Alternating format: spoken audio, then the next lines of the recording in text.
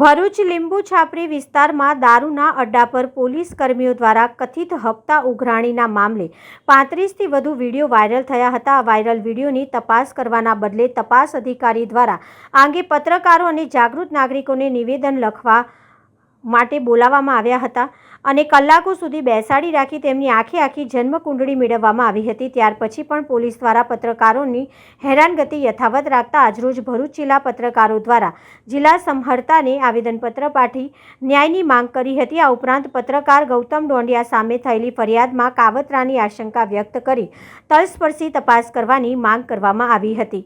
અલગ અલગ માધ્યમોમાં વર્ષોથી જોડાયેલા પત્રકારો દ્વારા આજરોજ જિલ્લા કલેક્ટરને આવેદનપત્ર પાઠવ્યું હતું. આવેદનપત્રમાં જણાવ્યા અનુસાર પોલીસના કથિત હપ્તા ઉઘરાણીના મામલે સમાચાર પ્રસિદ્ધ કર્યા બાદ જિલ્લા પોલીસ તંત્ર દ્વારા વાયરલ વિડીયોમાં કોણ છે તેની તપાસ કરવાના બદલે સમાચારો પ્રસિદ્ધ કરનાર પત્રકારો અને જાગૃત નાગરિકોને નિવેદન લખાવવા માટે બોલાવ્યા હતા. કલાકો સુધી બેસાડી રાખી તેમની જન્મકુંડળી લેવામાં આવી હતી. પોલીસ તંત્ર દ્વારા પત્રકાર દિનેશ મકવાણા, ગૌતમ ડોંડિયા અને જાગૃત નાગરિક સેજલ દેસાઈને નિવેદન લેવા બોલાવ્યા હતા. એટલે જ નહીં અટકતા પોલીસ તંત્રની આવી નીતિ અંગે સમાચાર લખનાર પત્રકાર ગૌતમ ડોંડિયાને 4 વખત નોટિસ મોકલવામાં આવી હતી.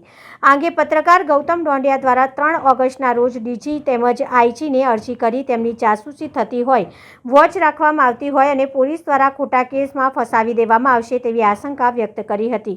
તેમની આશંકા વચ્ચે 5 ઓગસ્ટના રોજ એ ડિવિઝન પોલીસ મથકમાં તેમની વિરુદ્ધ ગુનો દાખલ કરવામાં આવ્યો છે, જે અંગે પત્રકારો દ્વારા કાવતરાની શંકા વ્યક્ત કરવામાં આવી હતી. હું પોતે જાહેર જીવનનું 25 વર્ષથી સેવા કરીને કામ કરું છું.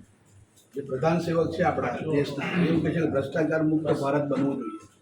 તો ભ્રષ્ટાચાર મુક્ત ભરૂચ બનાવવા માટે અમે લોકો નીકળ્યા છે. સામાજિક કાર્યકર્તા તરીકે મારું કામ કરું છું, આરટી એક્ટિવિસ્ટ તરીકે કામ કરું છું. મારી સાથે બી છેલ્લા 2 મહિનાથી આ પ્રકારની ગતિવિધિઓ થઈ રહી છે. ગમે ત્યારે ફોન આવે, રાતે 10 વાગે પોલીસવાળા નોટિસ આપવા માટે ઘરે આવે, ખોટી રજૂઆતો કરે. મને તત્વનો વખત 4.5 કલાક પોલીસ ચોકીઓ બેસાડીને ઉલટ તપાસ કરવામાં આવે. કારણ કે હું કંઈ ક્રિમિનલ ના હું. મારા જન્મથી લઈને અત્યાર સુધીની બધા બાયોડેટા એમણે લીધા છે, આખો ડોઝિયર તૈયાર કર્યો છે. મારા પરિવારમાં કોણ કોણ છે, ક્યાં શું કરે છે, આ રીતની યાતનાઓ આપવામાં આવે છે. મારી પોતાની ગાડી ટાર્ગેટ બનાવીને ડિટેન કરવામાં આવી. આજે 10 દિવસથી મારી ગાડી અંદર એ ડિવિઝનમાં છે. ત્યાં એ ડિવિઝનમાં બી મારી ગાડીને નુકસાન થયું છે. ત્યાર પછી બી કોઈ પણ જાતની કામગીરી આ લોકો કરવામાં નથી આવતા. અને અમે જે સમાજ હિતનું કામો કરીએ છીએ, આજે ભ્રષ્ટાચાર ઉજાગર કરીએ છીએ, તો આ લોકો અમને ટાર્ગેટ બનાવે છે કે આમાં એ લોકોની 2 નંબરની જે કમાણી છે એ બંધ થઈ રહી છે. એના માટે અમને ટાર્ગેટ બનાવવા છે. અને સાહેબ, તમારી હાજરીમાં આ વસ્તુ કહું છું કે મને કે મારા પરિવારને કે મારી કોઈ ટીમને કંઈ પણ થશે એની સંપૂર્ણ જવાબદારી પોલીસ તંત્રની રહેશે. વહીવટીતંત્ર સાથે સાથ આપીએ છીએ. હવે આમાં જે પોતાની માને કોઈ ડાકર ના કે પત્રકારનો ધર્મ એવો છે જે છે તે લેવાનું. તો એ જે વિડીયો વાયરલ થયો, જે લખ્યો ને, ત્યારથી મારા છોકરાની પાસે પોલીસ પડી ગઈ છે સાહેબ. મારે ઘરે પણ આટા ફેરા મારે છે, એના કેટલા છોકરા છે. પોલીસ સ્ટેશનમાં બોલાવીને તત્કાળ 5-5 તારીખે બેસાડીને એવું કહે છે કે તારા બંને શું કરે છે, તારી ઘેર શું કરે, બધા એટલી બધી હિસ્ટ્રી પૂછે છે. આટલું બધું અત્યાચાર કરે પછીથી નોટિસ ખોટી મોકલે, કયા કારણથી કયા સેક્શનથી નોટિસ મોકલે કહેતા નથી. અને એક જાતનો આ કાવતરું કરે છે. મારો ખુલ્લો આક્ષેપ છે. એ દિવસે પુરાવો પણ છે. તો એ દિવસે એના પોલીસે આ 2 માણસોને તેમના પણ એક્સિડન્ટ કરાવ્યું અને ખોટી લૂંટનો ગુનો દાખલ કર્યો છે. એવી શંકા છે. શંકા નથી, અમારો આક્ષેપ છે. આખું પત્રકાર જગત ભરૂચ જિલ્લાનું દુઃખી છે અને સ્ટોપ થઈ ગયું છે કે આજે નેશનલ ચેનલના પ્રતિનિધિ ગૌતમભાઈ આ રીતે જો ફસાવવામાં આવે ટાર્ગેટ કરીને, સમગ્ર પત્રકાર દુઃખી છે કે અમારો અવાજ દબાવવામાં આવે છે ને સાચું અમે લખીએ પ્રસિદ્ધ કરીએ છીએ, પબ્લિકને માહિતી આપીએ છીએ ને, તો અમને ટાર્ગેટ કરવામાં આવે છે. ના ચોથો સ્તંભ તોડી કાઢશે આ રીતે. તો પોલીસ તો સેવા સુરક્ષાની માટે બેઠી છે. એ જ અમારું આ રીતે કરશે ખોટું, તો અમે કઈ રીતે ચલવી દઈશું? અમે પણ દુઃખી છે બધા. ને આપની અપેક્ષા અમે રાખીએ છીએ કે આપ બી અમને સહકાર આપો ને આની નિષ્પક્ષ તપાસ કરાવશે પુરાવાની, કે ક્યાં વિડીયો ફૂટેજ છે, કેવી રીતે છે, એ લોકો ક્રિમિનલ છે, જે એ છે પોલીસના બાતમીદાર છે, એની પણ અંદર તપાસ કરાવશે. ત્યાં ટાર્ગેટ તો નથી બનાવાયો પત્રકાર, કે પત્રકાર છે કંઈ લૂંટને અને ક્રિમિનલ આગળનું કોઈ નથી. હા, એની વાઇફ સાથે હતો ને સાહેબ, ક્રિમિનલ માણસ નથી, એનું બેકગ્રાઉન્ડ તપાસ કરાવો. ગુનો દાખલ થયા પછી એટલો બધો એ ડિપ્રેસ થઈ ગયો છે તો કંઈ આત્મઘાતી પગલું ભરી લે છે. મને બીક લાગી રહી છે. અમને વહીવટી તંત્ર સાથે કોઓપરેટ કર્યું છે કોરોનાથી કાળથી, કે દરેકની અંદર કે આ જે ફ્લડ આવે ત્યારે પણ પત્રકારતાનું ધર્મ નિભાવીને પત્રકારત્વ કરીને બધું આવે છે. ને સાહેબ, આ જો આમાં અમને ન્યાય નહીં મળે તો અમે નેશનલ લેવલના પત્રકારને અમારા જે અધ્યક્ષ છે એને પણ રજૂઆત કરી છે. નેશનલ લેવલે આ મુદ્દો ઉઠશે સાહેબ. એમાં આપણે ખોટું દેખાશે બધાને કે આ શું ચાલી રહ્યું છે દેશમાં. પત્રકાર વિરલ ગોહિલ આજે જે અમારા નેશનલ ચેનલ આજ તક અને અબ તકના ભરૂચ જિલ્લા પ્રતિનિધિ ગૌતમભાઈ ડોડિયા પર જે પોલીસ દ્વારા ખોટી રીતે જે કેસ કરવામાં આવ્યો છે, લૂંટની ફરિયાદ, એનાથી સમગ્ર અમારું પત્રકાર ભરૂચ જિલ્લા પરિવાર દુઃખી છે. એ સંદર્ભે આજે અમે કલેક્ટરશ્રીને આવેદનપત્ર આપવા બધા ભેગા થયા છે. ભરૂચ જિલ્લાના દરેક પત્રકાર, નાના મોટા દરેક પત્રકારો ભેગજૂથ થઈ દરેક સંગઠનો પત્રકારને જે આ ખોટી રીતે એને ટાર્ગેટ કરવામાં આવ્યો છે એની વિરુદ્ધ અમે આવેદનપત્ર આપવા ભેગા થયા છે. અને એની તલસ્પી તપાસ થાય, એ જે જગ્યાનો બનાવ બન્યો છે એક્સિડન્ટનો, એ જગ્યાના કેમેરા તપાસ કરવામાં આવે, જે છોકરાઓએ ફરિયાદ કરી છે એમનું બેકગ્રાઉન્ડ તપાસવામાં આવે.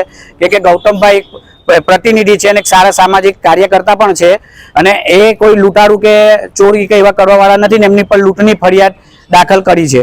એનાથી સમગ્ર પત્રકાર પરિવાર દુઃખી છે ને અમે ન્યાયની અપેક્ષા રાખીએ કે તંત્ર અમને ન્યાય આપે ને ચોથો સ્તંભ એવા પત્રકારને અવાજને દબાવવાની કોશિશ ના કરે. પત્રકાર જાગૃત નાગરિક છે ને એની ફરજ ગમે તેવું એ હશે દબાવવામાં આવશે પણ એની ફરજથી ચૂક નહીં કરે.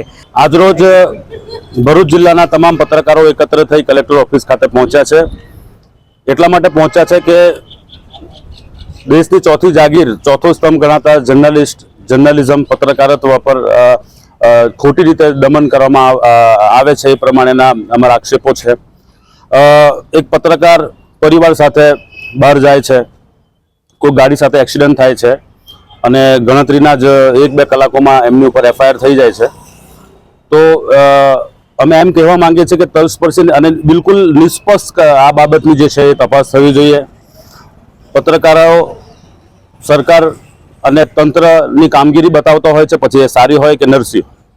અમારું કામ છે માહિતી પૂરી પાડવાનું, જનતાને તકલીફો પડે એ તંત્ર સરકાર સુધી પહોંચાડવાનું, અને જો એ કામ કરતા જ અમને રોકવામાં આવશે તો પછી જર્નલિઝમ જેવું કંઈ રહે નહીં, પત્રકારત્વ જેવું કંઈ નહીં રહે.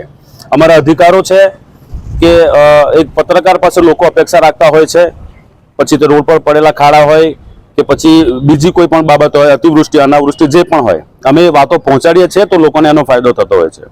પરંતુ સીધી કે આડકતરી રીતે પર્ટિક્યુલર કોઈ પણ બાબતના સમાચાર પ્રકાશિત કરવામાં આવે અને પછી એનો દ્વેષભાવ રાખીને ખોટી રીતે કોઈ પણ બાબતે આગળ વધવામાં આવે, એના કરતાં બેસાડીને સારી રીતે વાત કરવામાં આવે, સમજવામાં આવે વાતને, અને ત્યાર પછી દ્વેષ ભાવના રાખ્યા વગર કોઈ બાબતની તપાસ કરવામાં આવે તો એ સાચી રીતે ન્યાય થયેલો ગણાશે. ગૌતમભાઈ ડોડિયાના સમર્થનમાં આજે ભરૂચ જિલ્લાના તમામ પત્રકારો અત્યારે અહીંયા એકત્ર થયા છે, અને અમારું માત્ર એટલું જ કહેવું છે કે નિષ્પક્ષ તપાસ થવી જોઈએ. કે આ જે વ્યક્તિ ચોરી કે લૂંટ અત્યાર સુધી કરી જ ના હોય, એ વ્યક્તિ સામે આ બાબતનો ગુનો દાખલ કરવો એ બાબતે થોડું વિચારવું જોઈતું હતું. અને હજી પણ સમય છે કે એ બાબતે ફરી એકવાર વિચાર કરવામાં આવે અને તપાસ વ્યવસ્થિત રીતે કરવામાં આવે, એકબીજાના જવાબો સારી રીતે લેવામાં આવે અને આ જે FIR થયું છે એને રદ કરવામાં આવે, એવી અમારી માંગ છે.